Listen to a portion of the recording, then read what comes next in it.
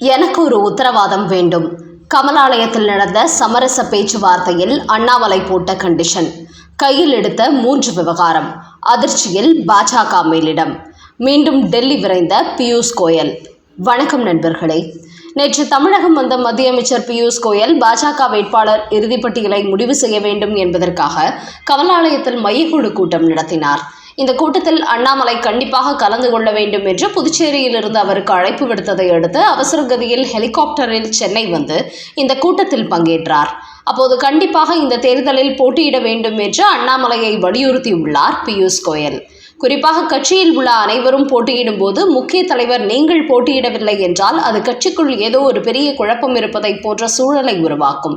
அதனால்தான் அண்ணாமலை போட்டியிட மறுக்கிறார் என்று ஊடகங்கள் இதுபோன்ற விஷயங்களை திரித்து செய்தி வெளியிட்டுக் கொண்டே இருப்பார்கள். அதனால் கட்சி மேலிடம் சொல்வது போன்று நீங்கள் ஒரு பகுதியில் போட்டியிடுங்கள் என்று பியூஷ் கோயல் வலியுறுத்தியிருக்கிறார். அதற்கு அண்ணாமலை, நான் தலைவர் பதவியிலிருந்து மாற்றப்பட்ட ஓராண்டு ஆகிறது. இப்போது வரை கட்சி எனக்கு எந்த புதிய பொறுப்பும் தரவில்லை. ஆனால் நான் அதற்காக ஓய்ந்து போகாமல் 24 மணி நேரமும் கட்சிக்காக உழைத்துக் கொண்டிருக்கிறேன்.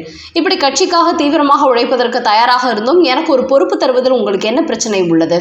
கட்சிக்காக உழைப்பவர்களுக்கு அங்கீகாரம் கொடுக்க தயங்குவதன் பின்னணி என்ன என்று கேள்வி எழுப்பிய அண்ணாமலை, யாராக இருந்தாலும் உரிய அங்கீகாரம் கொடுக்கும் போதுதான் கட்சிக்காக கடுமையாக உழைக்க வேண்டும் என்கிற ஆர்வம் ஏற்படும். நமக்கு எந்த ஒரு அங்கீகாரமும் தராத பட்சத்தில் எதற்காக இந்த கட்சிக்காக நாம் அரும்பாடு பட வேண்டும் என்கிற எண்ணம் தான் மனதளவில் ஏற்படும். இது இத்தனை பெரிய தேசிய கட்சியாக இருந்தாலும் உங்களுக்கு தெரியாதா என்ன? அதோடு எனக்கு தலைவர் பதவி போய்விட்டது என்பதற்காக நான் வீட்டுக்குள் போய் முடங்கிவிடவில்லை. தொடர்ந்து கட்சி கொடுக்கும் பணியை செய்து கொண்டுதான் இருக்கிறேன்.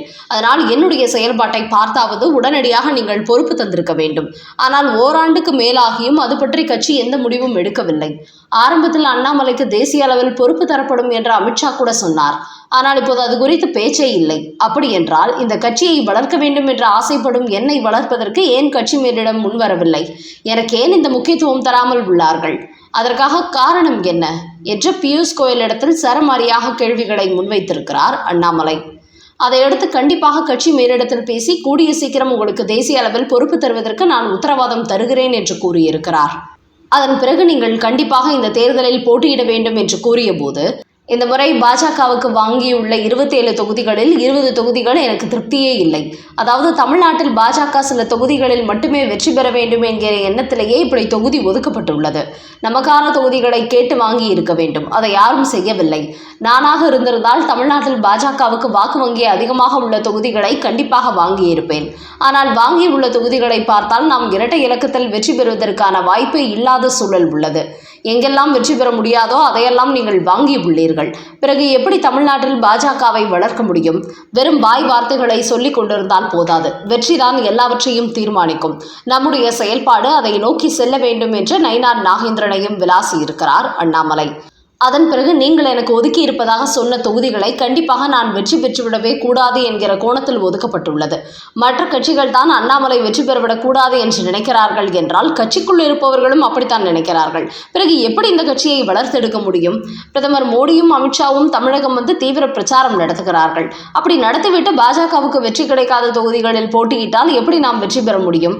அதற்கான செயல்பாடுகளில் இறங்காமல் எப்படி வெற்றியை எதிர்பார்க்க முடியும் என்று கூறியுள்ளார் அண்ணாமலை. அதையடுத்தும் கண்டிப்பாக நீங்கள் தேர்தலில் போட்டியிட வேண்டும் என்று பியூஷ் கோயல் மீண்டும் மீண்டும் வலியுறுத்திய போது கோவை வடக்கு தொகுதி, சென்னையில் உள்ள வேளச்சேரி உள்ளிட்ட சில தொகுதிகளை கேட்டுள்ளார். அதற்கு பியூஷ் கோயல், கடந்த முறை பாஜகவின் சரஸ்வதி வெற்றி பெற்ற மொடக்குறிச்சி தொகுதி உங்களுக்கு ஒதுக்கப்பட்டுள்ளது. அதில் போட்டியிட்டால் கண்டிப்பாக நீங்கள் இந்த முறை வெற்றி பெற்று விடுவீர்கள் என்று கூறியிருக்கிறார். அதற்கு அண்ணாமலை, நாம் வெற்றி பெற்றால் மிகப்பெரிய முத்திரை பதிக்க வேண்டும். ஏதோ 1000 ஓட்டு 2000 ஓட்டு வெற்றி பெறுவதில் எனக்கு உடன்பாடில்லை. நீங்கள் சொல்லும் மொடக்குறிச்சியில் கடந்த முறை மிக குறைவான வாக்கு வித்தியாசத்தில் தான் சரஸ்வதி வெற்றி பெற்றார். அதோடு இப்போது அங்கு களம் மாறி உள்ளது. அதோடு நான் அங்கு அதிகமாக பணியாற்றியதில்லை.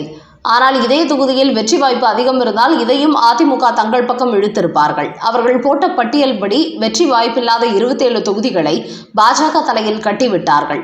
அப்படி இல்லை என்றால் பாஜகவுக்கு செல்வாக்கே இல்லாத புதுக்கோட்டையில் எப்படி 3 தொகுதி கொடுப்பார்கள் என்று அண்ணாமலை கடுமையான கேள்விகளை எழுப்பியிருக்கிறார்.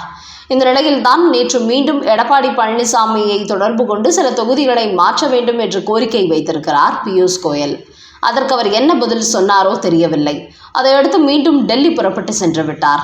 அவர் கையில் கொண்டு சென்றுள்ள வேட்பாளர் பட்டியலை அமித்ஷாவிடம் காண்பித்துவிட்டு உடனடியாக பட்டியலை வெளியிடப் போகிறார்கள் என்பது தெரிய வந்துள்ளது. அந்த வகையில் தமிழக பாஜகவில் அண்ணாமலை விவகாரம் பெரும் பரபரப்பை ஏற்படுத்தி கொண்டு வருகிறது. அதனால் இன்றோ நாளையோ வெளியாகும் பாஜக வேட்பாளர் பட்டியலில் அண்ணாமலையின் பெயர் எந்த தொகுதியில் இடம்பெறப் போகிறது என்பதை அனைவரும் எதிர்பார்த்துள்ளார்கள். அடுத்த செய்தி. பாமகவின் மொத்த அதிகாரமும் அன்புமணி கைக்கு போனது.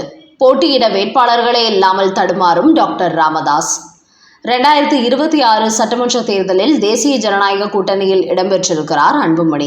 இவரை பாமகவின் தலைவர் பதவியிலிருந்து தான் தூக்கிவிட்டதாக டாக்டர் ராமதாஸ் அறிவித்த போதும் தேர்தல் ஆணையம் அதை ஏற்றுக்கொள்ளவில்லை. பாமகவின் பொதுக்குழு அவரை தலைவராக தேர்வு செய்த அனைத்து ரெக்கார்டும் தங்களிடம் கொடுக்கப்பட்டிருக்கிறது. அந்த அடிப்படையில் அன்புமணியை பாமகவின் தலைவராக தொடர்வார் என்று குறிப்பிட்டார்கள். அதனால் மாம்பழம் சின்னமும் அவருக்கு ஒதுக்கப்பட்டு விட்டது. இதை எதிர்த்து பல நீதிமன்றத்திற்கு சென்றார் டாக்டர் ராமதாஸ். என்றாலும் அவரால் பாட்டாளி மக்கள் கட்சியையும் மாம்பழம் சின்னத்தையும் அன்புமணியிடமிருந்து கைப்பற்ற முடியவில்லை. இதனால் திமுக, தமிழக வெற்றிக் கழகம் போன்ற கட்சிகளின் கூட்டணியில் இணையலாம் என்று திட்டமிட்ட ராமதாஸுக்கு பின்னடைவே ஏற்பட்டது. அதன் காரணமாக தற்போது தன்னை போலவே அதிமுகவில் ஓரங்கட்டப்பட்ட சசிகலாவுடன் இணைந்து தேர்தலை சந்திக்கப் போவதாக அவர் கூறியிருக்கிறார். இந்த நேரத்தில் 60 தொகுதிகளில் போட்டியிட திட்டமிட்ட டாக்டர் ராமதாஸுக்கு தற்போது வேட்பாளர்களே இல்லாத நிலை ஏற்பட்டுள்ளது. அவர் சொல்லும் சசிகலாவின் தென்னந்தோப்பு சின்னத்தில் போட்டியிட்டால் கண்டிப்பாக தங்களால் வெற்றி பெறவே முடியாது. தேர்தலுக்கு செலவு செய்யும் மொத்த பணமும் காந்தி கணக்காகிவிடும் என்று டாக்டர் ராமதாஸ் சார்பில் போட்டியிடுவதற்கு அக்கட்சியை சார்ந்த யாருமே முன்வரவில்லை. அதே சமயம் அன்புமணியிடத்தில் டாக்டர் ராமதாஸிடமிருந்து மேலும் பல முக்கிய புள்ளிகளும் சரண்டர் ஆகிவிட்டார்கள். இதனால் ஒட்டுமொத்த பாட்டாளி மக்கள் கட்சியும் இப்போது அவரிடத்தில் போய்விட்டது என்பதனால் இந்த தேர்தலில் வட மாவட்டங்களில் அன்புமணியின் மாம்பழம் சின்னமே வெற்றி பெறுவதற்கான சூழலும் அதிகரித்திருக்கிறது. குறிப்பாக பல தொகுதிகளில் அன்புமணியும் திருமாவளவனும் நேருக்கு நேர் மோதிக்கொள்வதால் அங்கெல்லாம் மாம்பழம் சின்னம் கண்டிப்பாக வெற்றி பெறும் என்று கூறுகிறார்கள். அதன் காரணமாக இந்த தேர்தலில் கூடுதலான தொகுதிகளில் அன்புமணி வெற்றி பெற்றால் மேலும் அவருக்கு செல்வாக்கு அதிகரித்து அதன் பிறகு பாட்டாளி மக்கள் கட்சியை அவரிடமிருந்து டாக்டர் ராமதாஸ் மீட்கவே முடியாத நிலை ஏற்படும் என்றும் தெரிய வந்துள்ளது.